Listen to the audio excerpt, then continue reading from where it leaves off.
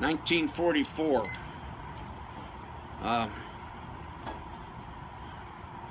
Well, it's going to take forever to get off this block.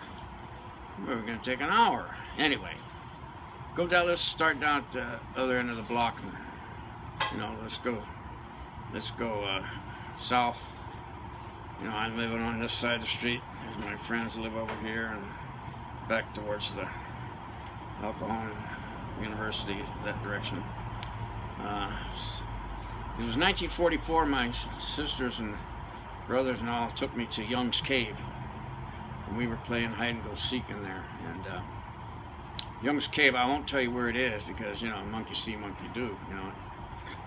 The last time I went in there was like 1958, 1959, somewhere in there, and it was still there then. In fact, kids had made an easier way to go through because we had to go through what I call the spider hole.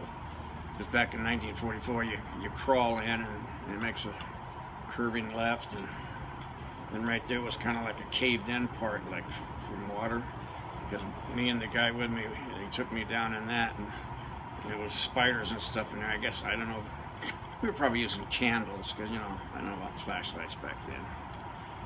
There's caterpillars in the tree, and I just felt the eyebrow thing. Anyway, but this was a guy named Mr. Young who couldn't. I think he worked in aircraft or something, and he was allergic to house dust so bad that him and his friends dug out this whole mountainside.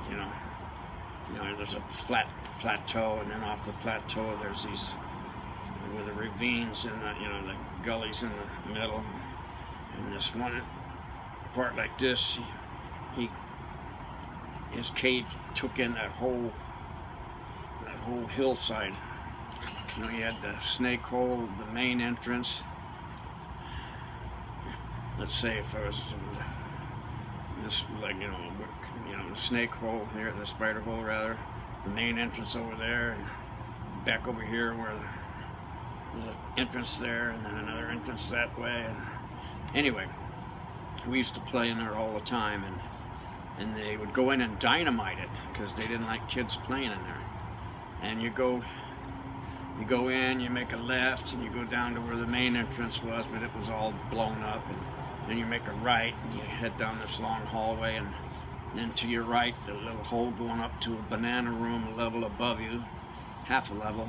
Then you get to this big room. It's like in the ancient ruins, these big square blocks that had fallen from the ceiling when they blew it out. You could look up there, and this is all sandstone, so there's not much chance of cave-ins. They had to dynamite the crap out of it, so you're walking around these big, huge blocks. I mean, a grown-up could see over them. With a kid, you go around, and you can see a little bit of, I call it the rabbit hole, a little bit of daylight. So you got air coming in from one side of the mountain and air coming in from the other side, so you got a constant flow. And then also on that street, down towards that end, I was climbing a tree. And we always, how high can you get? How far out on a branch could I get? And I was slivering out on this branch. I'm still, 5, 6 years old.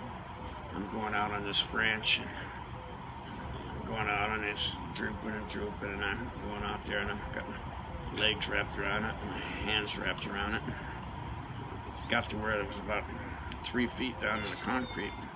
And before I could slip my legs loose and come around and stand up, I just slipped. And I went straight down on before I could put my hands out. Boom, right down on my head.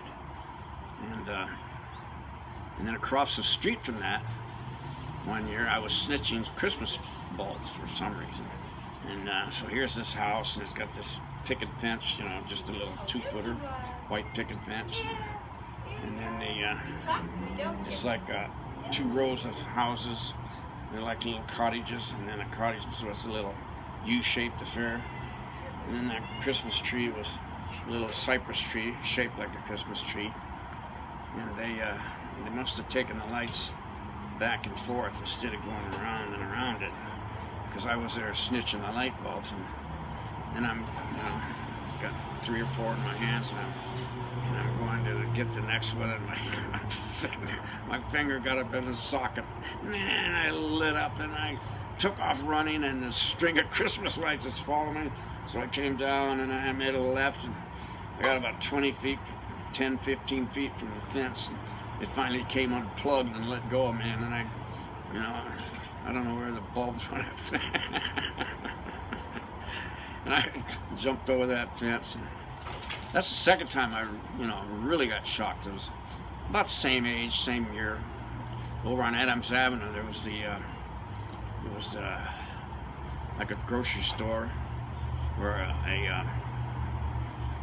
it was a grocery store, brick building, and then next to it was some kind of building, and there was about a 2-foot area the buildings didn't touch. And I'm walking down that, and up way above my head there's this fuse box thing, Back in those days, there were screw-in fuses, and they had an empty fuse, and I'm feeling up there, and I get my finger, and I'm getting the full blower, and my feet come up in the air, and then finally, I don't know how I pulled myself out, but I think just gravity and my body weight, got me loose from that. And but we didn't get very far, because I got to keep these around 6 minutes. So we're still back in 1945, 44, around in there.